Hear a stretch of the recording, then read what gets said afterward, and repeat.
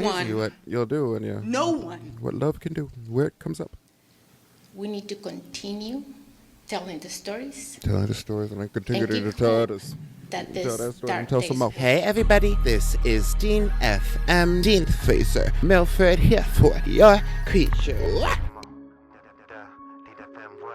And today, I wanted to do another reaction video. This one is going to be to Extraordinary Strength. Senator Lisa Blunt Rochester celebrates everyday Americans amid Trump chaos. Another powerful speech, I'm sure. We love our sister. Rochester from Delaware, and I want to begin by thanking Senator Klobuchar for the invitation, as well as Senator Schumer. And thank you to everyone who's already shared their very, very powerful stories. Tonight, the president will talk about an America that working families don't even recognize.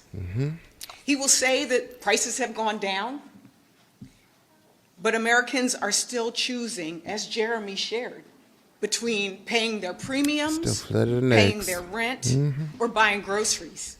He will say that he is the president of peace while he draws us closer to war. We're in war now. And he will say our country is safer, while ICE agents are deployed in communities in ways that spread fear instead of promoting safety. So let's be clear. The only thing that this president has done is lead with fear and sow chaos. Yes. For months, communities from Los Angeles to Minnesota to my home state of Delaware have been living under a cloak of fear. There are countless stories that Americans as young as 2 years old are being ripped away from their families and deported. But they don't stop there. The administration has turned vibrant American neighborhoods into places where people are even afraid to leave their homes, go to supermarkets. In my state, kids are not even going to Head Start or attending church. However, these moments of chaos are also in the same wake of extraordinary strength from everyday Americans. Now that's T2. I've seen that. One such American is Maria Messinas Tatno, who is here with me today. Maria is the Director of Outreach and Immigration Assistance at the Delaware Department of Justice. Come on, sister. And she has helped countless Delawareans understand their rights and access to resources. Last year, a mother, a Delaware mom, was wrongfully and violently arrested in her home in front of her 2 children. But when Maria learned that this Delaware was being detained in Monroe, Louisiana, which is over 1,000 miles away from Delaware, she did not hesitate to work with partners to step in and rescue her. Because of people like Maria, a mother was reunited with her children. We are a family has been made whole again. Maria and her partners are the unsung heroes. No one. What you'll do when you. No one. What love can do, where it comes up. Should face the horror of having their home broken into, their car window smashed, as another family shared with us, Seeing that again. their child as a pawn. And it's why Maria, to me, represents so many people, the unsung heroes. Maybe they don't have the big title, they're not elected, but they're the people that are doing the work each and every day to make people feel safe in our communities. And so today and tonight, it was important for me to bring somebody here who represented all of them. She represents to me all that is good and kind in our country. She represents humanity in a time where some people are acting very inhumane. Immigrant brothers and sisters. And as I talked to her before we came here, Who didn't vote for Trump? we talked about a roundtable that I held in our state with folks from different communities, from our Haitian community, from our Latino communities, and We talked about They this raised me. moment I don't know of what you're talking about. fear and hate versus love. I don't know what we're going to hear tonight. I have no idea. But what I do know, what I do believe, is that love is much stronger than hate.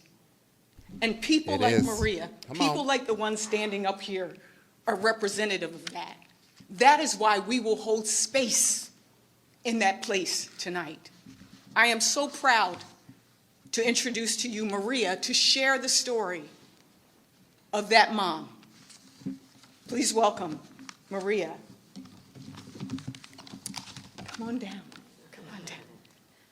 Thank you, Senator. It's a voice we haven't Thank heard. you for your kind words Thank you very and much. the great opportunity of being here today. That's such a sweet voice. I would like to tell you a little bit about what I do, but most importantly, share the story of Isabella.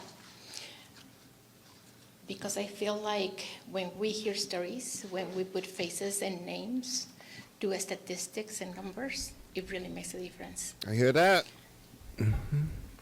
My name is Maria Messias Really? Tato, and I am a U.S. citizen.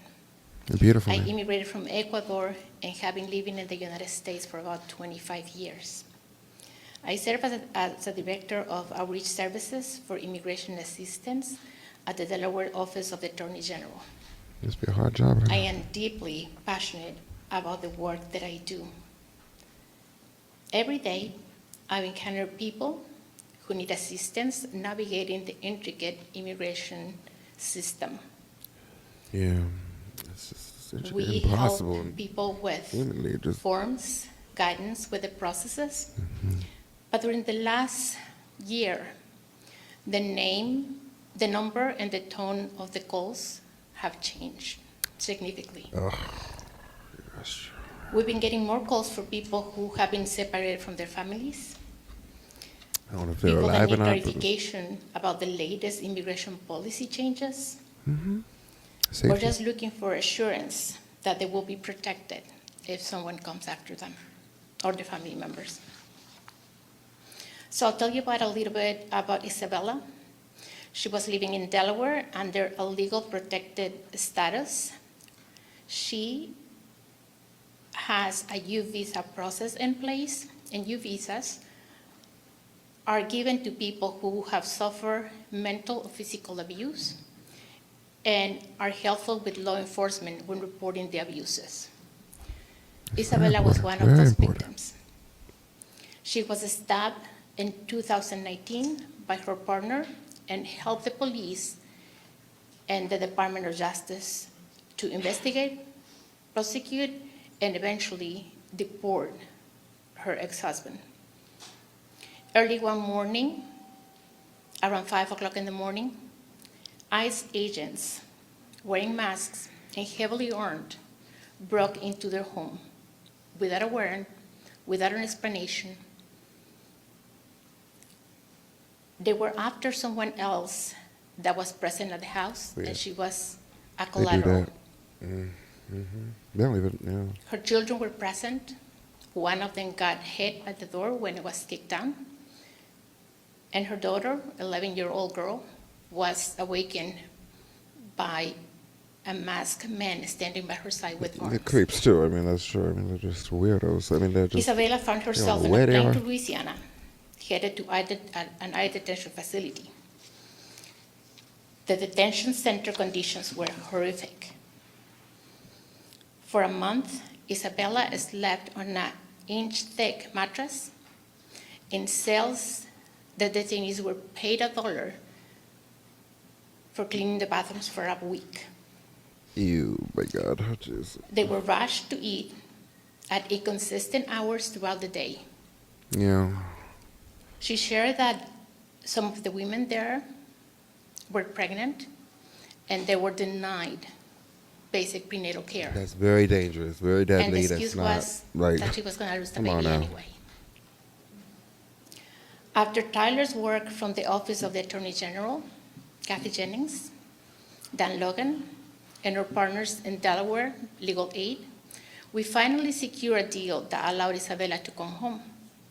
I was called in the morning one day, and I was told that I planned on dropping Isabella at the airport. Ew, God. She Jeez, they don't even. speaks no English, had no documentation, no phone, and no money. Within hours of learning this, I got on a flight, and I escorted Isabella back home. When I met her, she was still wearing the pajamas and the flip-flops. She was reunited with her They family put them in the forest sometimes. the next day, What is with them? Like, and her it's children mind-blowing. are suffering from PTSD. I'm They're sure. receiving I'm counseling. sure. However, she cannot access counseling because she doesn't have insurance. There are countless stories like Isabella's. Our goal as public servants is not only to help people navigate a complicated immigration process, but also to do so with compassion, humanity, and care. And one-on-one is like Across the out of country, touch and this there are corporate. many stories that are going untold. We need to continue telling the stories Telling the stories and I continue and to keep tell hope us. that Tell this that story dark and tell days some more. will soon end. Can't have enough of And them. remind the people that regardless of their immigration status, they have civil and human rights that should not and could not be violated. And President Trump, stop persecuting my people. Stop Please, jeez. persecuting For one the people. second, Candy. Like, Thank you. you know, like drop a melon and have like 1 ounce of security in this country. I don't know. That was a beautiful speaker, by the way. So thank you, Lisa Blunt Rochester, for introducing this woman to us, because that was a very important story for us. In that sense, I'm glad to have amplified that. And I hope you have a nice day. I'll talk to you later. Bye-bye.